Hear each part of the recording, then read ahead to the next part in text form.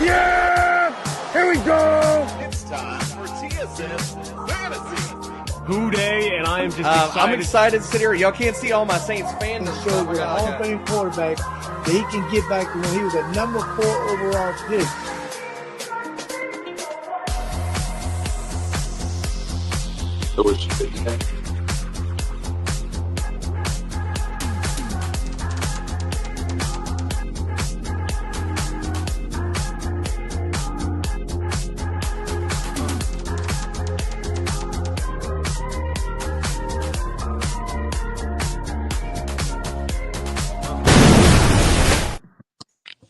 That's right, ladies and gentlemen. It is Commissioner Cooper, and it's time for TSS Fantasy. Yeah! There you go. I was waiting. That's who I was waiting to hear. Let's go. You know what I was thinking, Jay? I was thinking we got to get Fred to get the drop of the because it doesn't feel right unless it's Fred doing it. Like that. I'm not. Yeah, we'll talk about that for sure. I like that idea. All right, guys, we got a lot to cover today. It's been a long off season. We've missed you. We're glad to see you back. We've got lots of new things to talk about, new partnerships, and as I segue, a new co-host. Let's welcome in. We'll start with our introductions. Meg Ballers, what is up? Welcome in, Meg. Hey. We're happy to have you as part of our TSS family. So thank you so much for joining us. It's going to be a great season with you. So we're excited to hear all your fun takes. And make sure you follow Meg at ballers_Meg. And you can find her on all social media platforms. So just make sure you check that out. All right, well, let's go with our man, Justin, with a new baby, Jesus Herrera. Welcome into the building, sir. Yeah, guys. I'm going to be more annoying than usual because I am rocking no sleep. So it has just been so much fun. But anyways, I just want to say, Meg, props to you. It is 2 a.m. in the UK. If I'm correct, you're from the UK, correct? Yeah. So bad props to you for showing up. And Fred, you still can't show up. It's 9 a.m. It's 9 p.m. your time. Get it together, Fred. Let's go. I was getting it out. Welcome, Blake. What's up to you? Thanks for joining us tonight. And then Fred's in the chat. Of course, Fred gets in the chat. He ain't got time to come to the show. He got time to come in the chat. Shows all off season. Welcome in. Well, Fred, we appreciate your minimal efforts nonetheless. Also, let's welcome in, of course, Mr. Sophistication himself, Andrew LeDuc. Welcome into the studio, sir. Let's go. It's football season. I'm not going to lie. I'm still mostly in golf headspace mode, 3 majors in with 1 left to go. But it's about time to take that turn. So I'm ready. Let's get into it. Hey, new person, Freddie says. Fred wanted to say the new person. Can't say your name, apparently. Welcome in, Fred. Again, we appreciate all of you. All right. So like I said, we got a lot to go over. We had a lot of off-season stuff. We're going to get into that. Plus, we got some great stuff coming up from us. So we'll pay the bills first.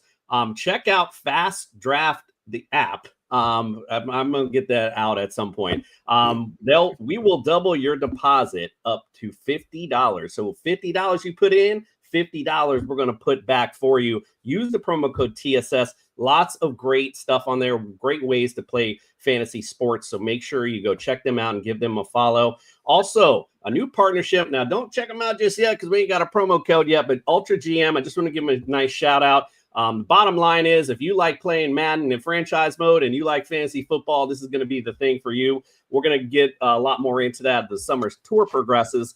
So just make sure you check them out as well. And as always, if you're looking for fantasy championship bling for that fantasy champion, look no further than Pro-Am Belts. Also, if you're watching on YouTube, do us a solid. Hit subscribe. If you got early questions, give us a comment in there. Hit the notification bell. Little things stopping you from doing it. Big things popping for us when you do. So we always appreciate that as well. If you are new to TSS, then I will just let you know. We always start the show off because there's a lot of stuff. Like I said, we got a lot of stuff to go over the off season. And we also have our summer tour we're going to talk about in a little bit. But we always start out talking about injuries. So I'm going to let my man Mr. Sophistication himself, Andrew LeDuc, bringing our injury expert, Brian Scott from the Injury List podcast. And they're going to bring you inside the medical tent. Let's check it out. A.J. Dillon just went into the medical tent a moment ago.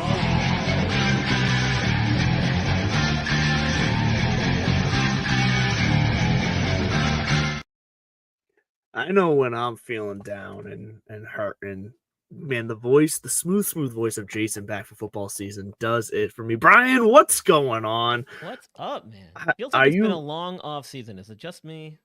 Yeah, because it's all been very quick for me. So yes, it's just. Was I packing a Glock in the opening credits there? Oh, we might have to replay. I don't know. I missed that. If you are suspender, I like the suspenders I had rocking, but it might have been an intro. It might have been a Deagle, maybe not a Glock. I don't know. Outdoes but himself every year with the intro. Outdoes himself. He really does.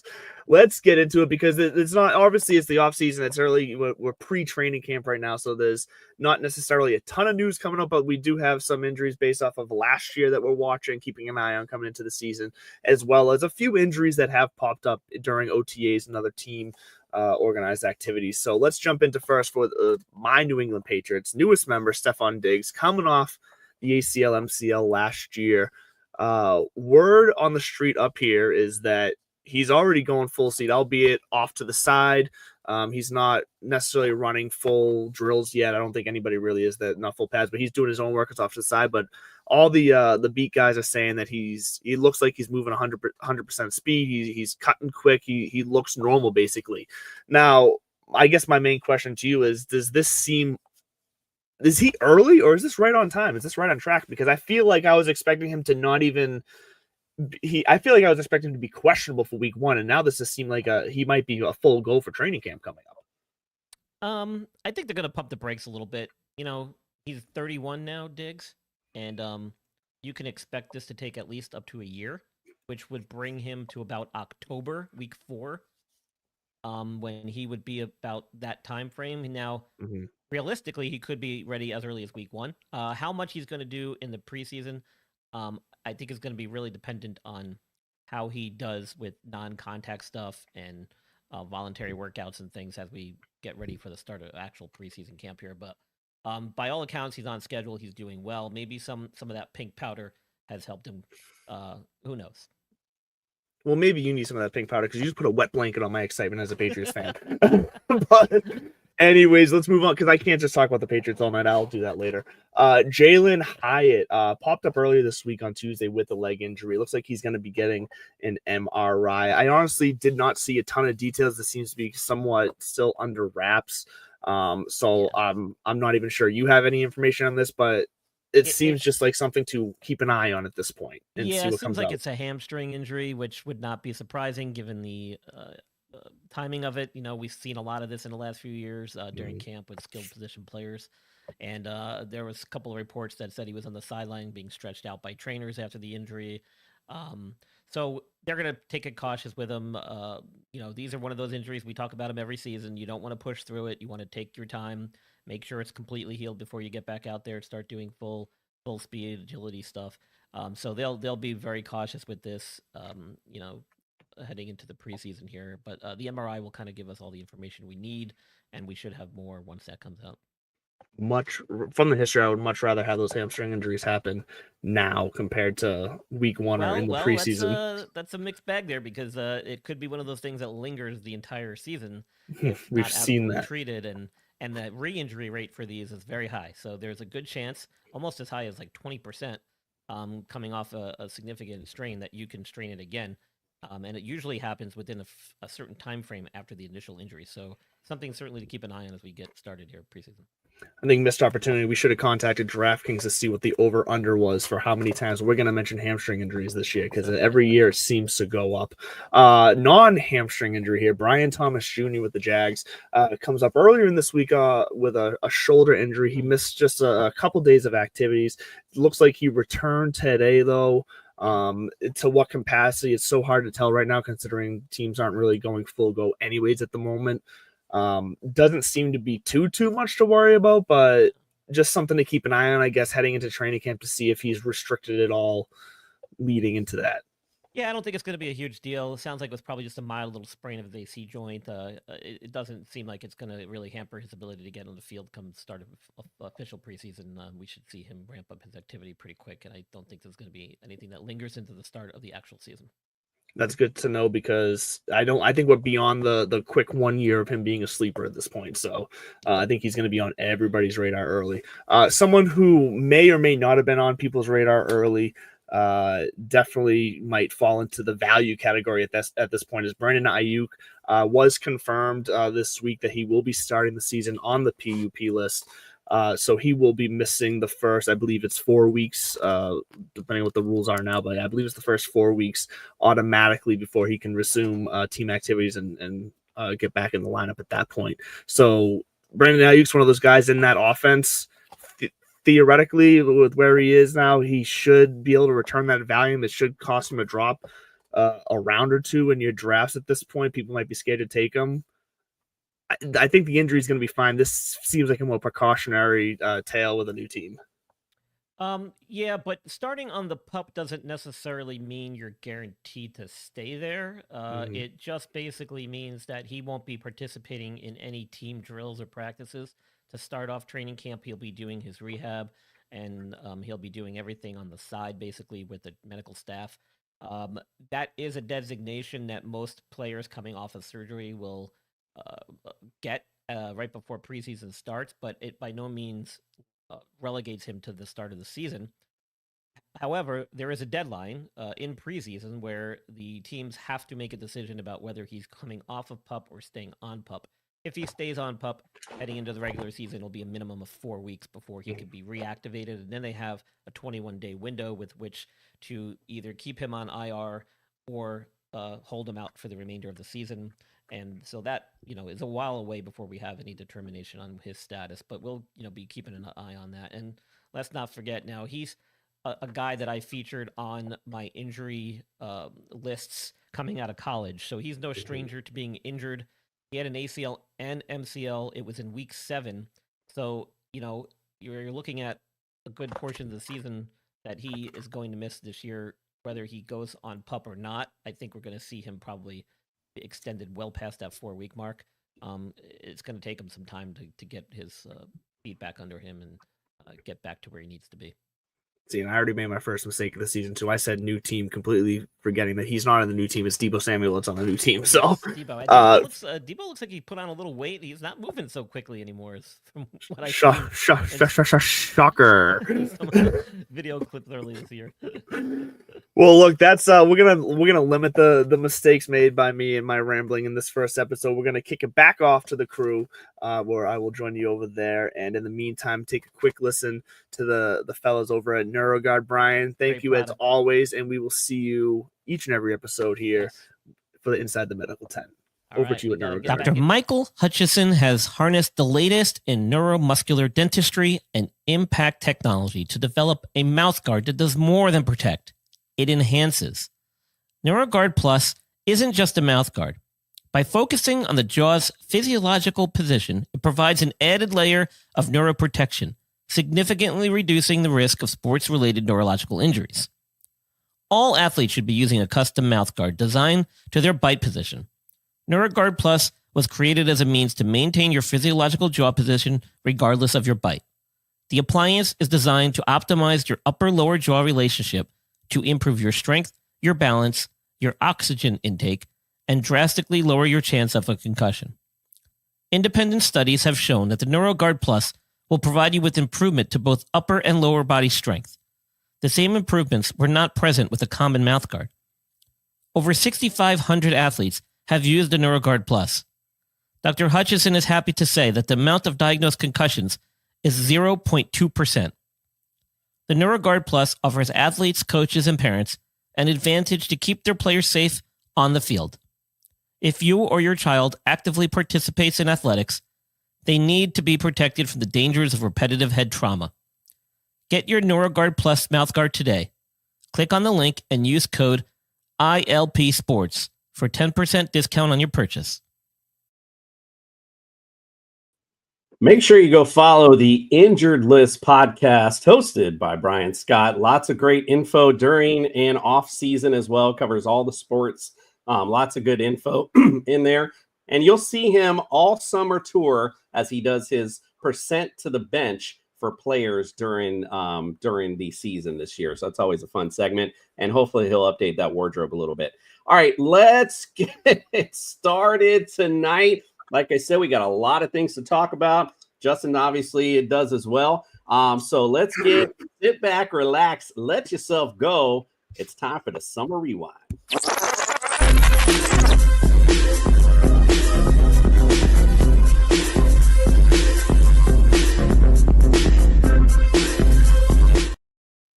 All right, Justin, like the Sopranos, is fade to black. Let's get things started tonight. Like I said, we got a lot of stuff to go over the offseason. And I know you guys, we've heard probably people talk about it already. We just want to give our takes on a few things. So we'll start out with biggest free agent impacts this offseason. This offseason, I think last year felt a lot.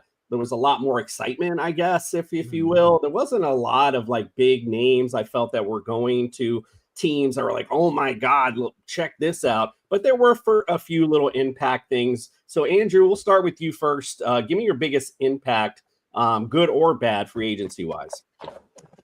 My biggest impact is probably going to be Aaron Rodgers to the Steelers in a bad way, because there ain't no way in hell that Aaron Rodgers was on the Jets last year with Garrett Wilson, Devontae Adams, and Breece Hall and couldn't get it done, and now he's going to go into the Steelers with just basically DK Metcalf. Then it's going to be a disaster. We're going to finally see the Steelers drop below 500, I think. And you know what? As a Patriots fan and someone with family in Pittsburgh, I can't wait. Meg, we'll go to you. Give me your biggest impact, good or bad, from the offseason. I'm with Andrew on this one, to be honest. I have severe dread for the Steelers, and anybody who knows me or follows anything that I do knows that it's kind of a running joke, my feud with Aaron Rodgers. I almost got banned off TikTok for the things I said about him. So I feel like you'll fit in perfectly here. Guy needs to just go to a graveyard and curl up. Goodness me, oh my, we're burying Aaron Rodgers tonight. Justin, how about you? Good or bad? Biggest free agent impact for you? I'll go with a good one here. I mean, I really like Justin Fields getting a second chance and going to the Jets. I'm a Jets sympathizer here, so I'm always a fan of a team possibly getting better. And also, I'm a big fan of Justin Fields. I think that he has a chance here to restart everything. They got new chefs in the kitchen over there. I'm sorry, my baby is just going freaking crazy right now, if you can hear that. But yeah, I mean, it gives them a chance to reunite Fields with Garrett Wilson, which was a great killer combo at Ohio State, and it just gives a franchise a new look. I was gonna say Aaron Rodgers too, but who's gonna beat a 42-year-old horse to death, right? Not this guy. I'll go with good. I like Devonta Adams going to the Rams. I think, with Cooper Kupp, I don't know if it was injury or he's just kind of fading out a little bit. Devonta Adams is still good, though. Like, I don't think that, he's fallen off that much where he's not going to make an impact, especially with Matt Stafford and, of course, Puka Nacua on the other side. I think as far as all the players that went anywhere, I think he may make the biggest impact as far as a good one anyway. All right, let's move it right along. Let's get to, we're going to talk about some coaching changes. This offseason wasn't a ton of movement either way. It was, a few changes here and there. But Justin, we'll start with you this time. What was your biggest coaching impacts or non-impact? Well, I'm not going to go with the one that everybody thinks I'm going to go with, the easy one, right? The Lions. But I'll save that for Duke. He seems ready for that one. I'm going to go with one that's, I think, going to be really, really good for this organization because it's so bad for so long. I'm going to go Pete Carroll to the Raiders. And here's the thing. Pete Carroll just brings that gnawing on gum like it's your freaking like a freaking farmer gnawing on freaking some marijuana or not marijuana, some tobacco. Like he's just going at it. Like, you would have thought he's got some dip spit in with how big that wad is in there. But anyways, really what it is he's putting in a foundation, hopefully, for winning from now on for the Raiders, a team that's been like committed to excellence, but really has been committed to mediocrity for like, I want to say since Al Davis was alive. So, you know, I look at that and, you know, he brought in Gino to be his guy to help him push that along. I think this is hopefully the push in the right direction for the Raiders, getting some structure, getting a guy who won, a guy who's a motivator at the highest level, so much that they brought him to USC to teach a class on motivation. I think it's just a great move for the organization. I like it. Well, let's keep Megan awake over here. Meg, what do you think, coaching wise, biggest impact for you? I think that Kellen Moore at the Saints is. I feel sorry for the guy. I really do, because he is picking up a total dumpster fire here. Like, you know, you can be a great coach. You can walk in and have all the skills and all the ideas, but if you don't have the weapons to use, then you're kind of set up to fail from the off. And I feel like they're just like rebuild 100% right now. And I hope they give him the chance. I really do hope they give him the chance of not just, you know, walking in and firing him after eight games or whatever, because what is he going to do? Realistically, what is he going to do? The Saints are just, the Saints are just like a disaster, a walking disaster right now. I think a good analogy of that is kind of like, you know, you have Gordon Ramsay at a nice restaurant and you put him as the head chef at McDonald's. I mean, so it's kind of what do you want the guy to do? All right, Leduc, what do you think? Biggest impact? Are you going with the Lions? I didn't think you were going there. The Lions? No, I think Justin has not talked to me in long enough, and he just completely forgot where my fandom is. Someone's not watching my TikToks. No, it's for me. It's very obvious. It's Mike Vrabel to the Patriots for a few reasons. He's bringing an attitude that we've missed here in New England for the last 5 or so years, an attitude that's quite frankly, I give a fuck. And he's bringing that no nonsense bullshit, even though Stephon Diggs got away with this pink powder and he's still on the team, whatever, who cares? It's not for us to judge what's in there. As long as he shows up and does this thing, I don't care. But no, it's Mike Vrabel's going to come in and take this 4-12 team and turn them into, quite possibly, I don't think it's going to go, but a lot of people saying 12-4 this year. I'm thinking more 10-11 wins, but with how easy their schedule is, 12 wins is on the table. And Mike Vrabel is going to be a big part of taking advantage of that. So I like what the offseason has looked like. I've liked the attitude he's brought to the team. Mike Vrabel is about to usher in a new era of New England Patriots that Gerard Mayo was supposed to, but quite frankly, the Crafts screwed him over. I'm going to go away from the head coach, and I'm going to go offensive coordinator. I think probably one of the bigger impacts, coupled with what Justin had said, is going to be Chip Kelly to the Raiders, bringing that fast-paced offense back.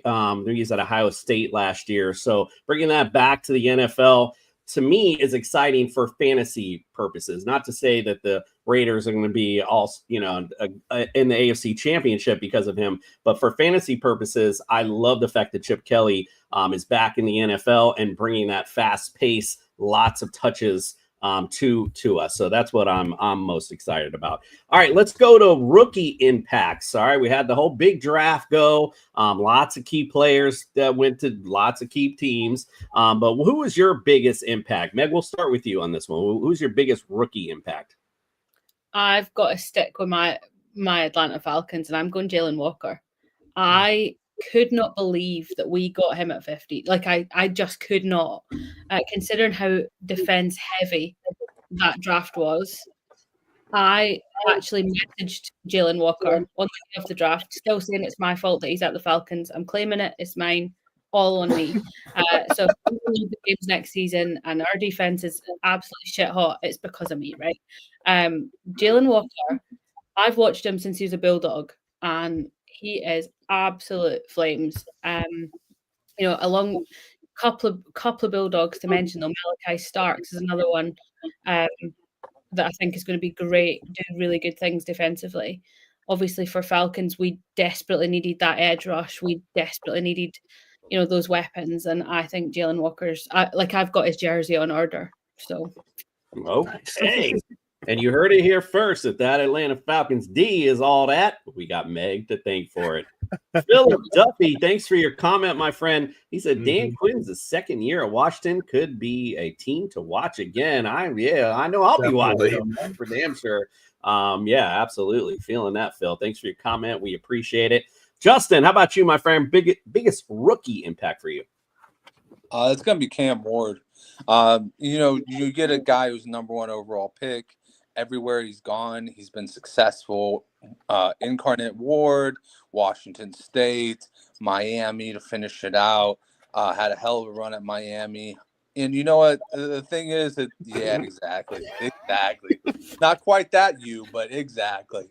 This is the type of guy that everybody's talking about right now. The word around is that when they were interviewing him, he was knowing everything that you had to do ahead of time, but he was not being able to interpret it to the coaches. And the word was that he literally took that experience and took what they said and was leading the team meetings for rookies the next week. That's the initiative you want in your building. That's the rookie impact you want in your building, especially when you look across the field and you've got a rookie wide receiver over here and a rookie wide receiver over there, and your best player is Calvin Ridley. But is he really your best player, or is it actually the rookie slot receiver named Xavier Restrepo, who is – oh, yeah, I see that right there. That is probably the most underrated Falcon is Calvin Ridley. He should have gotten much more of a long-term basis there, but I definitely think you should put 11 up there and not. I'm biased. I like Julio a little bit, but anyways, Cam Ward is he's that character builder, and I think that this year he's going to be that kind of like Jaden Daniels type of guy, where he is just going to build up everybody to a point where people are going to go, where the hell did this come from? And then they're just going to look at this guy and they're going to go, it was written there the entire time. Character built the team. And then when you have a guy like that, everybody else just kind of steps up with him. You know what I mean?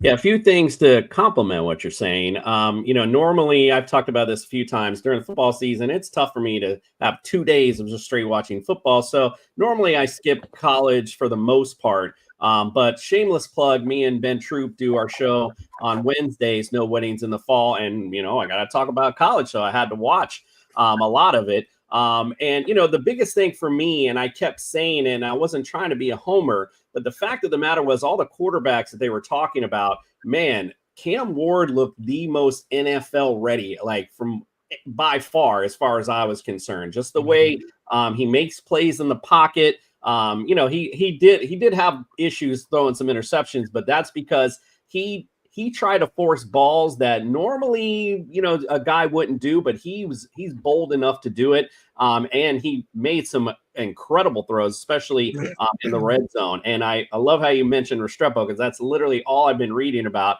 is how he's been showing out in training camp. So go ahead, Justin. Sorry. Well, I was going to say, you watched the U game, so you saw Xavier Restrepo. He was all over the film, man.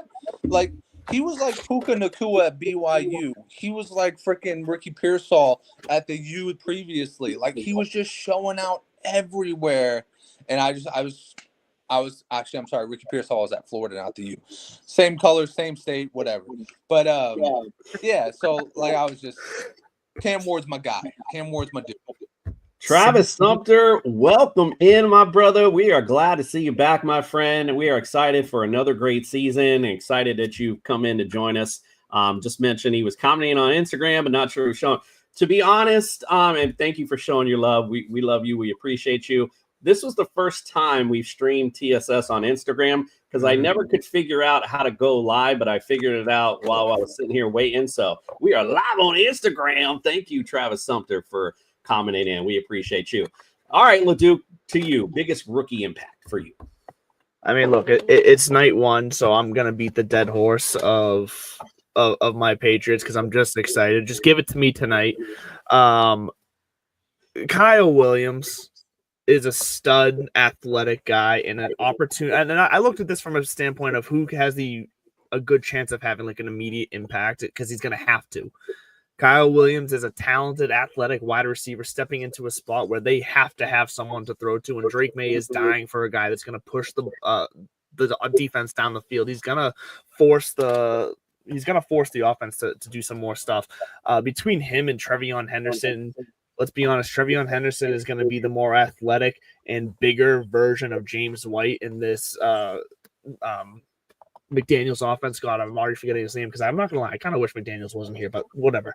McDaniels is gonna use Henderson in a way that is similar to James White, so he should be good. But Kyle Williams, I think, is going to be a guy that you're gonna be able to see at least early on in the season pop off because he's gonna have no choice but to, and he's gonna have an easy schedule. And Drake May wants to push that ball down the field. I like it. My biggest rookie impact is none other than Matthew Golden. I feel like the Packers have been missing a big play guy.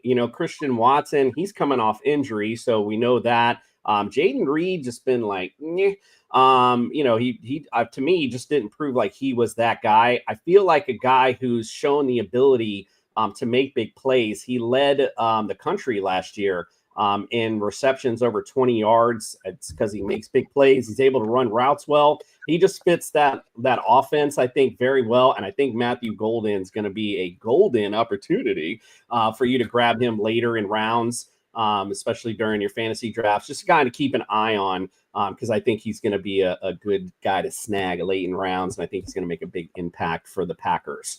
I had some other things to talk about, but we're already 35 minutes in. I don't want to bore everybody. So just real quick, I was notating on the tush push was not banned. A few teams voted against it, including America's team, the Miami Dolphins. The Rashee Rice suspension that seemed to be looming. The latest is that is not going to happen, at least for this season. His next court date, I believe, if I remember correctly, was really late in the year, and that's not even to where we're getting to where we're talking about like the nuts and bolts of it. Somebody who is, however, is Jordan Addison. He might have a suspension looming. I believe it was either a DUI or speeding, something to that effect. My apologies on my notes. But that is coming up soon, and we could see maybe a 1 to 2 game suspension coming for Jordan Addison during the season. Just something to think about as well. And the schedule release, of course, there's lots of good games, but we can go back that during the season. All right, hold on real quick before we get to my guys. Phil Duffy, again, thank you for your comment. Said Scatterboo, if he's given a chance for the Giants, could change the face of their offense. 1,700 plus rushing yards with 21 TDs in 2024 shows the athlete he can be. I agree. I think he definitely can make an impact. For me, though, it's like kind of a wait and see. Like I want to see what that looks like on the field. That offense right now is kind of so we'll see. Go ahead. Phil plays American football for the Glasgow Tigers. Oh, awesome! Oh, sweet. Okay. Phil? Yeah, I know Phil. He's from my my side of the woods. Yeah. Nice. All right. So I'm sorry. It was the Glasgow. You said Tigers. Yep. What position do you play, Phil?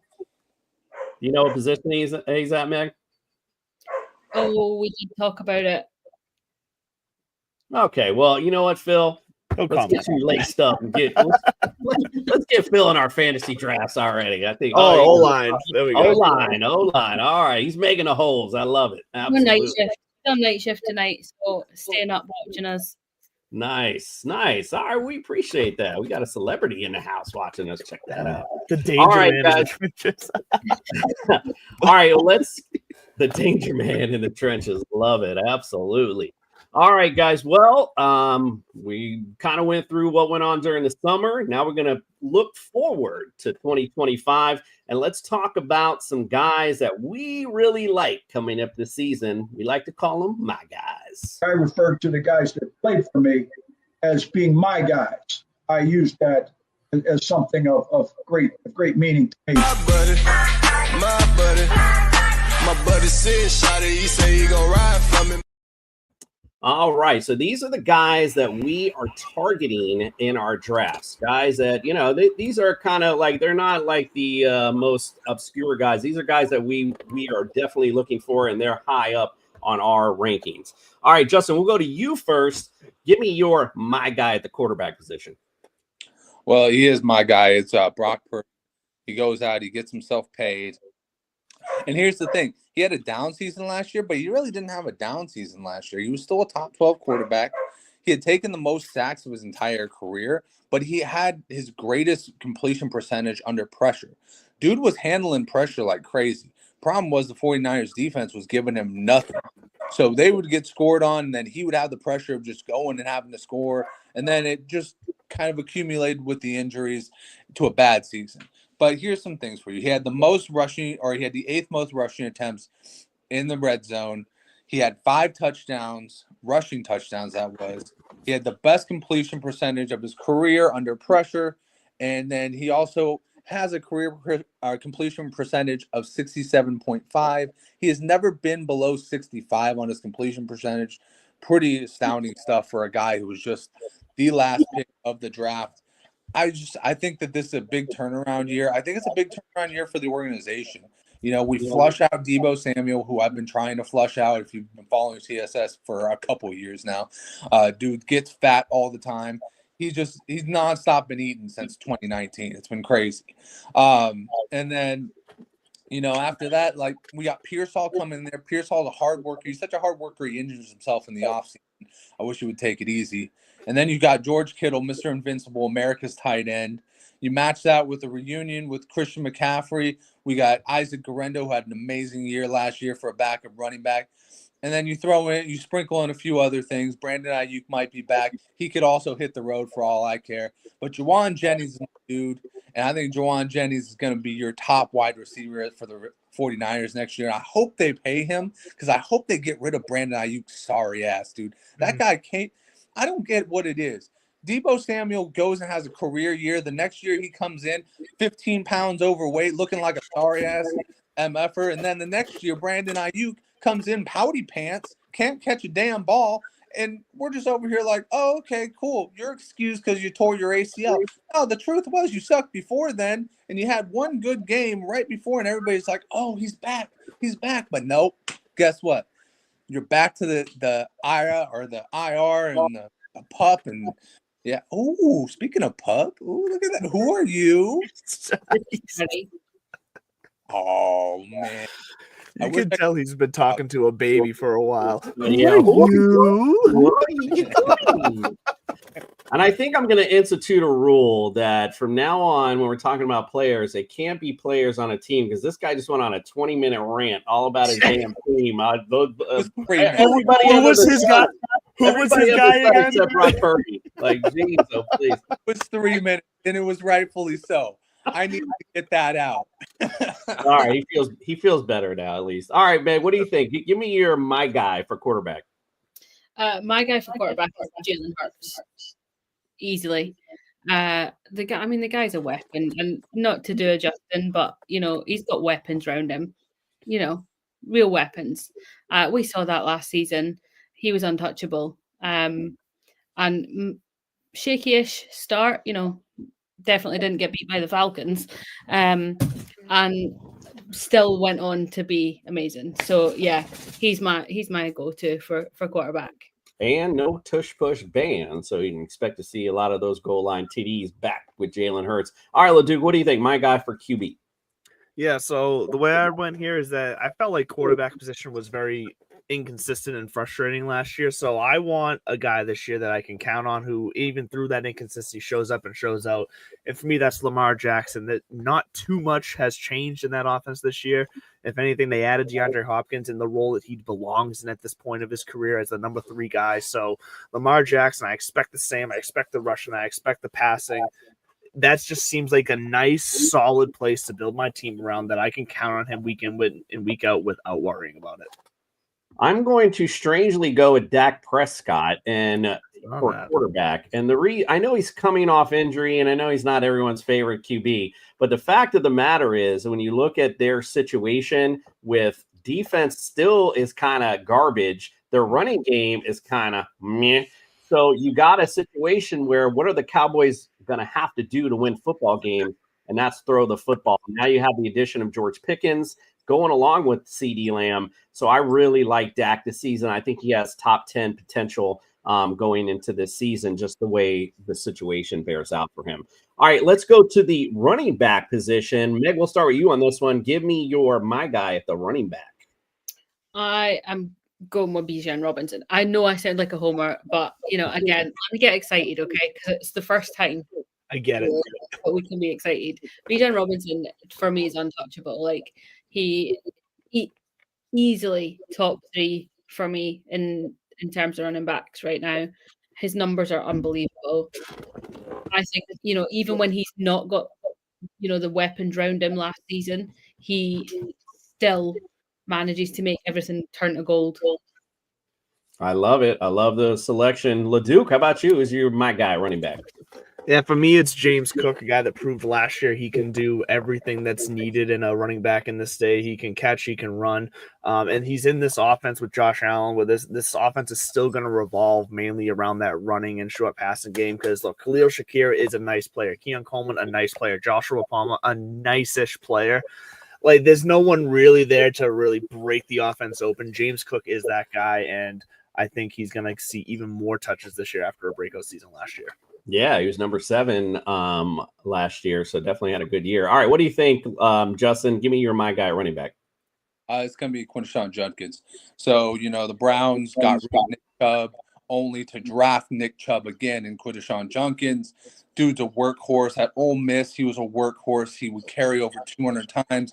He finally got a break when going half and half with LeDuc's boy, Travion Henderson, and he still put up the touchdowns. Dude is just – if you watch that national title game, he put the team on his back and took Ohio State to an easy victory over Notre Dame. So I'm 100% in on Quinshon Judkins. Well, my guy at running back is Ashton Jeanty. And let me just say this very quickly. I have a bold prediction for Mr. Jeanty. I believe that he will break. I have to look up the year because I didn't write it down. He will. He will. Oh, it's 1965. There it is. There we go. So 1965, Gale Sayers amounted 2,272 all-purpose yards, and I believe Mr. Jeanty is going to break that this season. And because I just mentioned it earlier when I was talking about coaching changes, we're talking about a Chip Kelly offense with means lots of touches for Jeanty, lots of them. And other than Brock Bowers, there's not a lot of big playmakers on this Raiders team. Ashton Jeanty is definitely one of them. You're going to see the ball in his hands a lot this season. He's already proven during college that he can handle that type of load. So I'm calling it out. Mark it down now. He's going to break Gale Sayers. And I can't do the math in my head right now. You want to know why he's not going to do that? Is because he's going to need one more yard. And they're going to be on the 1 yard line, and Pete Carroll's going to throw the fucking ball again. That could be true. That I can't help.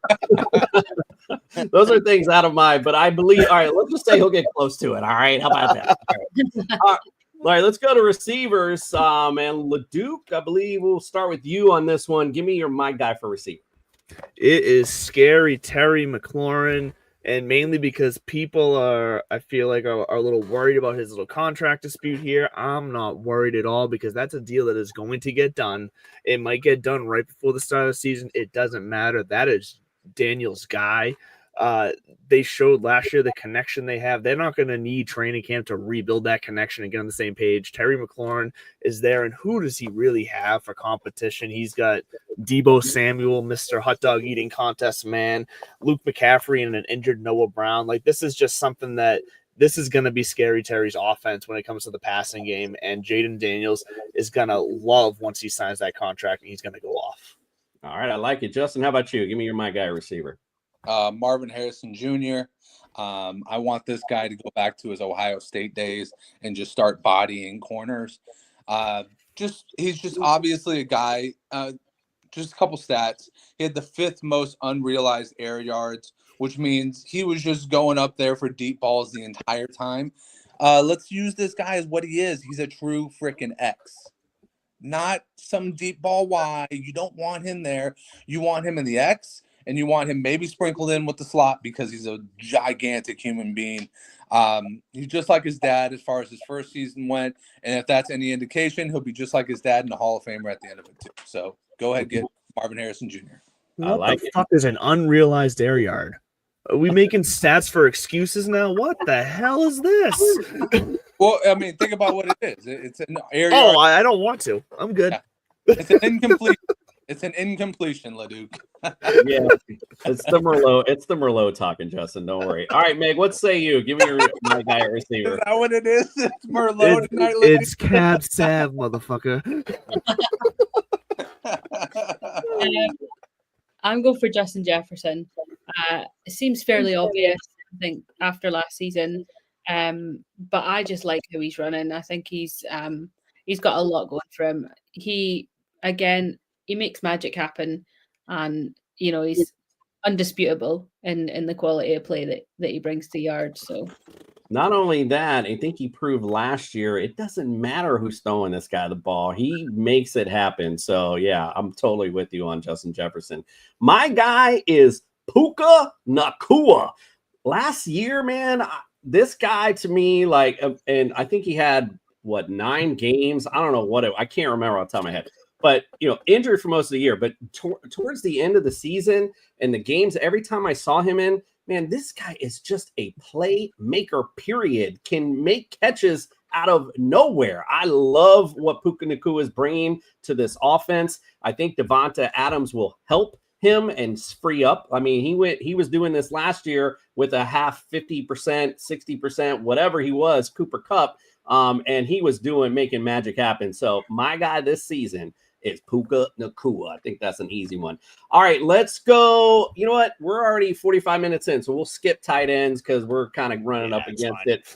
So we talked about guys we like. Let's talk about ones we don't, and we like to call them flops. Can't you morons do anything right? They did their best. Flip flops. Flip flops. They did their best. Flip flops. Calm down, diddly diddly diddly diddly diddly. Shout out to our man, Mr. Flanders, Nick Macarenas. We always appreciate you, my friend. All right, Leduc, we'll start with you on this one. Let's go to the QB position. Give me your flop at quarterback. This isn't really like a hot take or anything, but Caleb Williams is still someone I am staying far away from. I just don't trust that organization and that offense. I don't trust it. I don't think DJ Moore is gonna really be what he needs him to be. So yeah, keep me away from Caleb Williams. No, I'm glad you brought that up, actually, because I've been hearing out in the fantasy community, man, every year they start backing up someone, and it's just, I'm just like, what? Like, yeah, J.K. Dobbins is an example. I must have heard that guy's name like 3 or 4 years in a row. If you've watched us, you know how much I can't stand it.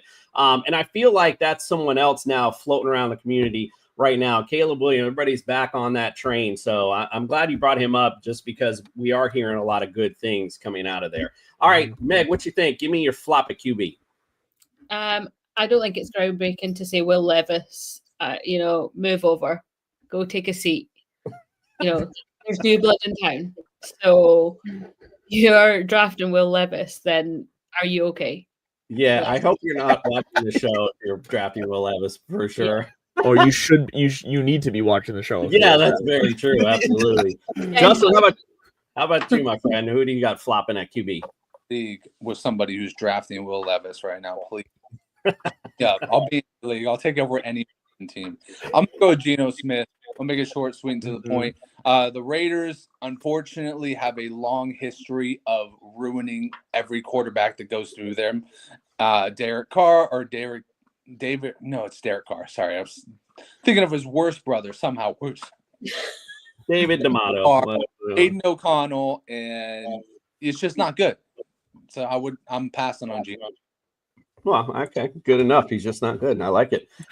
My flop this season is going to be Jared Goff. Jared Goff right now, he's ranked 10 right now in ADP. And there's just been a lot of turnover on this team. You got the departure of Ben Johnson. And like I said, just a lot of turnover and not a lot on the offensive side. So it's not necessarily the talent around him. I just felt like the team in general is going to take on a different dynamic. And I don't think you're going to see a lot I just don't think you're going to see a top 10, even a top 12 finish for Jared Goff. I think he's more QB2 this season. So that's just my thoughts on flop for QB. All right, let's move on to the running back position. And I've already lost in my head the order. So Meg, I'll go to you on the running back. Give me the running back you think is the flop this season. I've got Jordan Mason as my flop. Nice. I just think last season was so kind of overrated. Everyone was hyping him up. Everyone was like, oh, get this guy. And I got that guy, and I'm not salty about it, but he didn't do much. What? Not salty enough that a year later you put him down as a sucker. Not salty at all. All right, Leduc, who's your flop at running back? My flop is Travis Etienne. Which is crazy because he's a guy that just like 2 years ago I was like, Dynasty, this is a guy you got to have, but he's just not turned out to be exactly what needs to be. Tank Bigsby is there, and he's taking just enough to where I just don't see any value in Etienne outside of a bench guy on your team that you might fill in on a bye week if the matchup's good. I like it. Justin, how about you, my friend? Chris McCaffrey. He's too injury prone. Kyle Shanahan has run through 12 running backs in his tenure. It's a long time, and it's a lot of running backs. Christian McCaffrey is the only one that's made it through, and then the next year he broke down right when the season started. So, yeah. It's ironic because Justin just joined our Dynasty League, took over a team, and traded me Christian McCaffrey and Etienne. He traded both of them. But to be fair, my team needed running backs. I don't care. I'd suit up for my Dynasty team at this point because I could not know my intentions before I did that. I wonder why it took him so long to fill out the notes. All right, my flop at running back is James Cook. Ironically enough, that's my guy, motherfucker. You guys have mentioned a couple of guys that I'm like, James Cook, and the reason I say that is not to say that anything. I know he had the contract dispute going on, but he's showing up to camp, so it's nothing to do with that. But he's ranked right now like 10th ADP. I just don't see it. Just think about this part, just really quickly. 18 total touchdowns for him last year. That made him, I believe, he was 7th last year overall. I definitely see a touchdown regression coming for James Cook, and I just don't see those type of numbers putting him in a top 10 category. So that's why I put him as a flop. Not to say he won't have a decent season for you, but I just don't see him as RB1 solid, lock him in. I think RB2 is more of the range that I'd find James Cook, and my microphone fell down. All right, let's go to receiver. Justin, we'll go to you, my friend. Give me your flop at receiver. Tet McMillan. I look back at the past 5 years, and it's pretty split, half and half. First round wide receivers are either bust to their ADP or they exceed their ADP. So I'm going to go with Tet McMillan B on the bust side with this one. It's a lot to do with what they've said about his work ethic.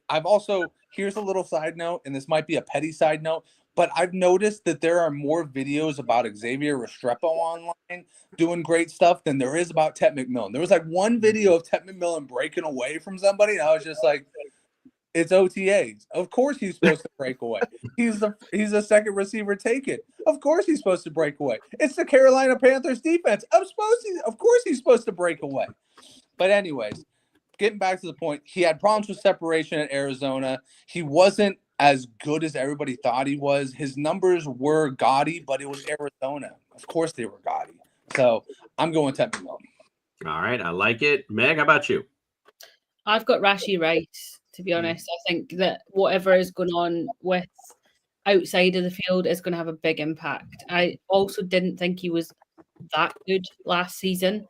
I felt like, again, lots of hype, maybe not enough happening for me.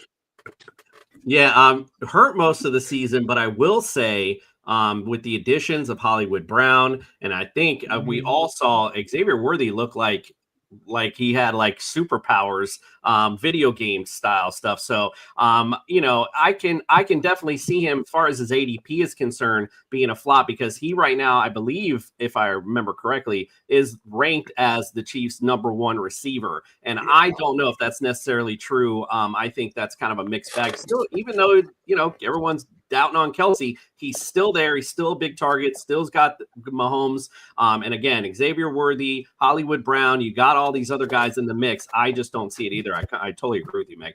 All right, LeDuc, how about you? Flop at receiver. Yeah, so all my fandom earlier in the show, I can make a part right here because I think Stephon Diggs is going to be a flop for the Patriots. And this I thought this before the pink powder boats and hose situation. I just don't think he cares enough, honestly, anymore. I think he's there. He's got his money, his contract. I think he's a nice veteran to have in the room in some ways for these rookies. But like I said, Kyle Williams, I think, is going to be the guy to watch for in that offense as far as a receiver. Hunter Henry is still going to be there as well. And like I said, between Stevenson and Henderson, I just don't see Stephon Diggs being that #1 guy that he's projected to be. My flop at receiver, and I'm only saying this again, going back to ADP where he's ranked, is Travis Hunter. I think that everyone's got this blown up perception of how much Travis Hunter is going to blow up this season. And I guess they forgot that BTJ is there. And the fact of the matter is, when has Trevor Lawrence showed us that he can have two big guys like that and really fed them both? So I'm just of the mindset of whereas ADP wise, I just think people are taking Travis Hunter way too early.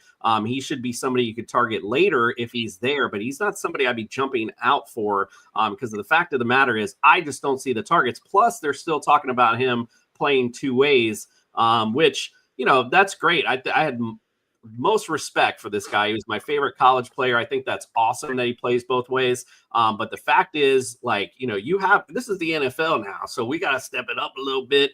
And I just don't see. And speaking of that, we're going to have a discussion about how they score that, because if he gets an interception, I personally believe he should get the point. You should get the points for that if you play him.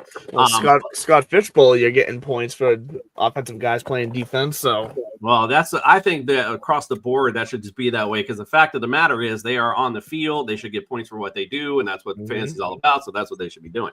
But anyway, regardless of all that, I just feel like the targets won't be there for him to get his ADP and projections are set. I just don't see that happening. Plus, like I said, you see BTJ obviously eating a lot into that. All right, guys. Well, we are getting close up to the hour, so we got to talk about our dark horses for 2025. If you wanna ride, go ride the white horse. Don't ride the white horse, ride the dark one into your fantasy championship. Meg, we'll start with you at the quarterback position. Give me your dark horse, for the quarterback position this year.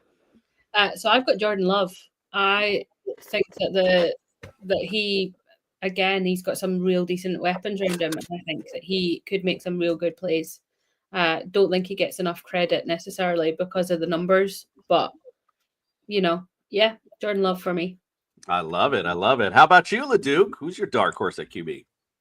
So my dark horse might not be seen as a dark horse, but my dark horse is Baker Mayfield, just because I still feel like ADP wise, he's just not still getting that respect for someone who's coming back with Mike Evans still, and just an offense where he's going to be throwing the ball all over the place because the defense just is not necessarily going to help him out. So I feel like Baker Mayfield's just going too low for what he can be. I like that, and that's why I put him and Tua both on that screen, because I think Tua is in that same respect. Like we know that they're good. They're just not getting the talent around them. They're going to play good, and they're going to have some good games. And Baker Mayfield obviously has just been doing it year after year. So yeah, I like that. All right, Justin, how about you? Give me your dark horse. I'm gonna go with Cam Ward.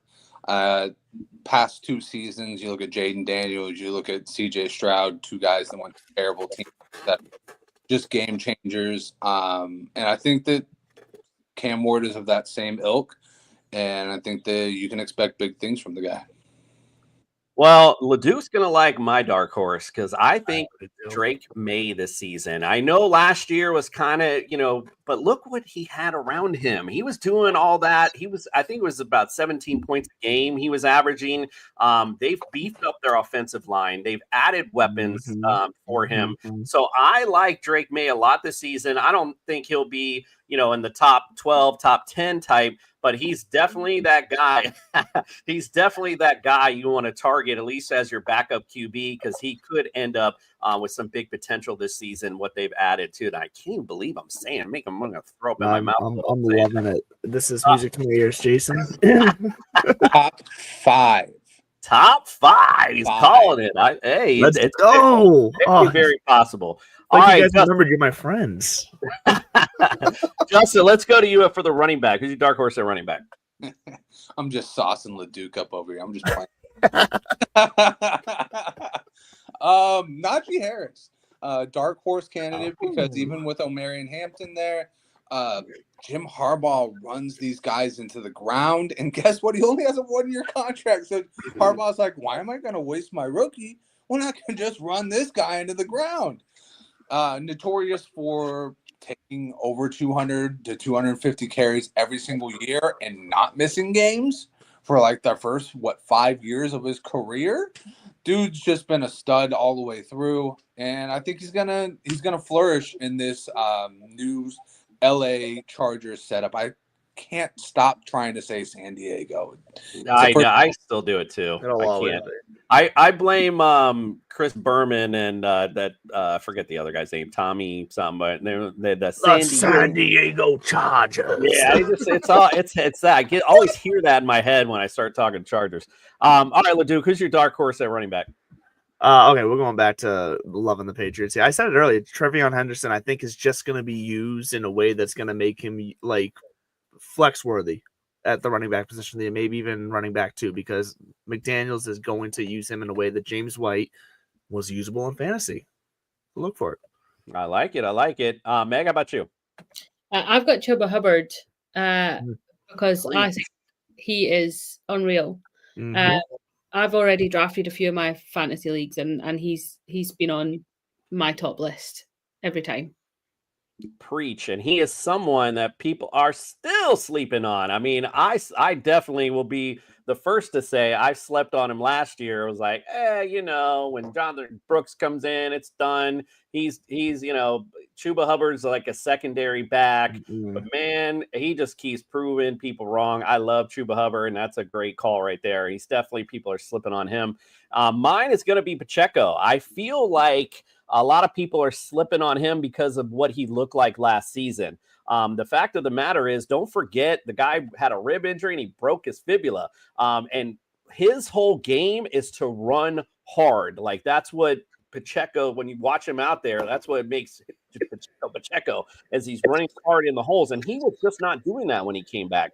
But the fact of the matter was, he was just still hurt. And even during the Super Bowl, I think they gave him like 5-6. So the Chiefs were treating him as such. I don't think you're going to see that this season. I think you're going to see a lot of Pacheco, and you're going to see a lot of Pacheco making those hard runs that made him who he was. So I like Pacheco as my dark horse this season. All right, Leduc, we'll go to you for a receiver. Give me your dark horse at receiver. Going back to the Pats, why the fuck not? I already said it earlier, Kyle Williams. Hold on. This guy did a lot of prep for this show. Dope. No, don't give me a Homer Simpson. Kyle Williams will be usable this year, and that's what a dark horse is. Usable in your lineup come mid to end of the year. Wow. Okay. Hey, you said Drake May. He's got to throw to somebody. Don't back down on me now, Jason. I did. I'm just kind of like shocked that like all of what I've heard tonight is Patriots from you. All right, Justin, we'll go to you for this give me your dark horse at receiver. I forgot what the hell I was even talking about. You literally would have thought the Patriots had just won the Super Bowl with how much is talking. Look, it's because I haven't played a game yet. I need to be excited now before I'm disappointed. Yeah, go get another glass of Merlot, buddy. No more. Just the one. I'm gonna go Jaden Higgins, Houston Texans, wide receiver, 2nd round pick. I think that they were dying for a downfield threat last year, and I think they finally got it. He's looking phenomenal in OTAs. I mean, who doesn't? But he's really standing out. And, I think that Stroud needs somebody that's reliable for outside of Collins to take the heat off of Collins and to kind of push the ball. And I think Higgins is going to be that dude for him. Yeah, we won't see Tank Dell this season. He was their big play guy when he was healthy, but we won't be seeing him. Christian Kirk now addition, but he's not really that big play guy either. So I like that call a lot. How about Meg for you? Give me your dark horse at receiver. I'm going Darnell Mooney. Again, not being a homer, but he is a wide receiver too for us, and he 100% did not. He was slept on last season. Let's be honest. Mm-hmm. Nobody had Darnell Mooney as on their team unless it was like one of those desperation picks. He absolutely caught flames last year, and watching him with Penix right now in the OTAs and all the stuff that's going on right now, amazing. I wouldn't be surprised, to see him consistently putting up some real decent points for us. I like that a lot. All right, so I'm about to really dig into my co-host here because my dark horse is Deebo Samuel, and I don't care how much this guy eats because his girth is what makes him good. And guess what team? Guess what team likes to throw the screens a lot to receivers? That's the Commanders. And what does Deebo do well? He catches screens. So it's just come on. I'm trying to talk here. You guys are killing me. You said girth. You said girth. I did say girth. I know it was supposed to be funny. I didn't think it was going to be that funny. Damn. But anyway, yeah. So long story short, I like Deebo Samuel in this offense. They love to throw the screens a lot. That's what he loves to do. So that guy and a lot of people obviously are sleeping on him. So I think that's my guy this season that you can grab later in rounds and could do some really good damage for you during the fantasy playoffs. All right. All right. Talking about girth and everything else. Anyway, so we're going to move on. We got to get out of here because it's been over an hour and I know attention spans are like this. Before we head out, I just wanted to say next week, we're beginning our summer tour. So we'll be on Mondays at 9 p.m. and on Fridays at 9 p.m. We're going to take 2 teams out of each division. We're going to bring you experts insiders, if you will, for those teams and really take a good look at the team, give their takes on what they look like and maybe some off-season stuff that you're not really seeing that we can see. And I will just tell you this, and this is in all honesty, this is, for me, the best part about doing this podcast, because when we do these summer tours, I literally learn so much. And so when those fantasy drafts comes around, your boy is ready. So make sure you stick and stay with us this during the summer, because we're going to bring you a lot of good guests and a lot of good inside information for each of these football teams. Yes, Justin, sorry. Just to tack on to that point, because I was thinking about this when Meg was going on about Darnell Mooney. That's actually when we learned about Darnell Mooney. We had the Falcons episode, and I can't remember who it was, but he said, look out for Darnell Mooney. He's going to be a playmaker in this offense. And then there you go. So, yes, you're absolutely right. We've learned so many players through these shows. It's actually the funnest part is, getting to, know who these guys are, talking and chirping about, because we can just sit here and go back and forth, but it's really the guys that are plugged into the teams that'll tell you everything that you need to know.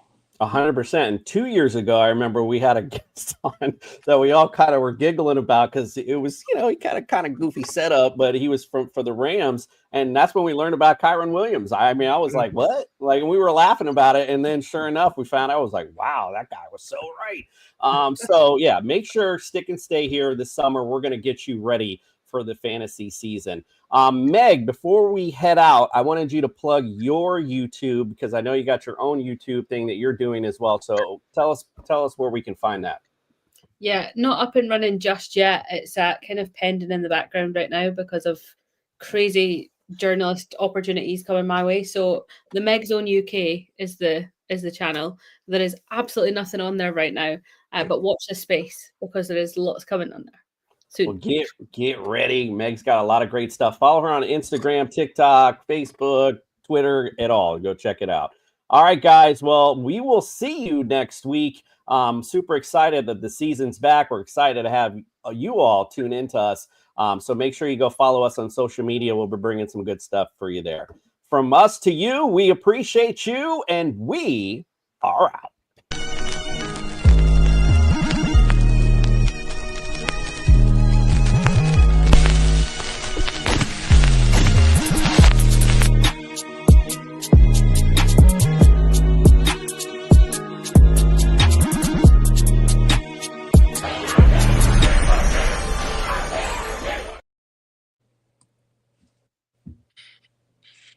It didn't end for some reason. We're still